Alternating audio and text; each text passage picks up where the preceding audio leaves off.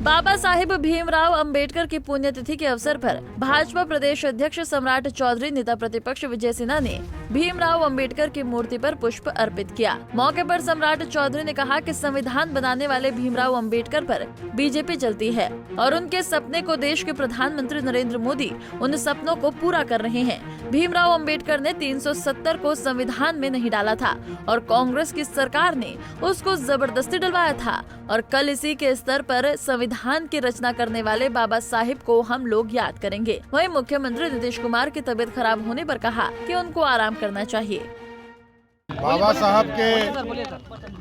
साहब भीमराव अंबेडकर साहब के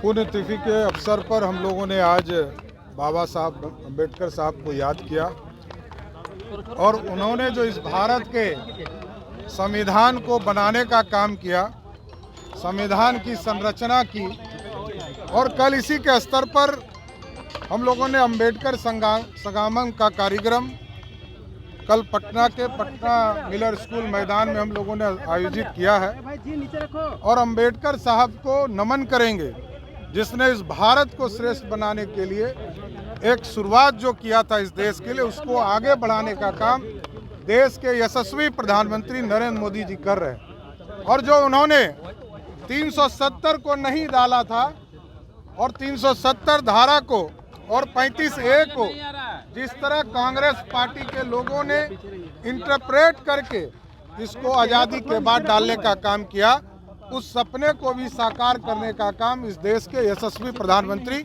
नरेंद्र मोदी जी ने किया। नीतीश कुमार ने कहा है कि अमित शाह के कार्यक्रम में भी कम बुखार था और जानबूझकर मैं 5 दिन घर में रहा। नहीं, रहना भी चाहिए।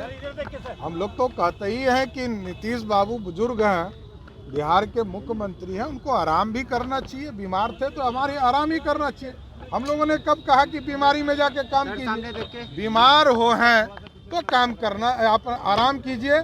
और जनता की भलाई भी तभी है जब आराम हो करके और आप जब फ्रेश होइएगा तभी बिहार का काम कर पाएंगे। सीएम ने कहा है अमित शाह के कार्यक्रम में शामिल होंगे 10 तारीख को, क्या कहेंगे इस पर?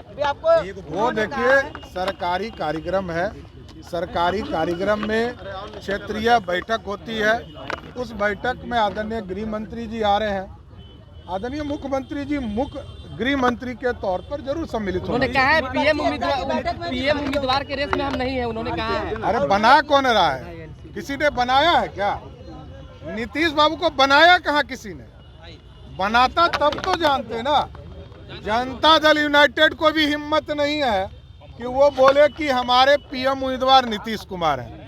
अब क्योंकि इस देश में आंधी चल रही है और मोदी की गारंटी चल रही है, मोदी की गारंटी के सामने कोई टिकने वाला नहीं। विशेष राज्य की दर्जा की बात कर रहे हैं, विशेष राज्य की दर्जा की फिर से बात कह रहे हैं। अब कितना दिन जो व्यक्ति के राज में पिछले 33 वर्षों से बिहार में लालू जी और नीतीश जी का राज है, अब कितना दिन लेंगे जब ये कटोरा लेना बंद करेंगे?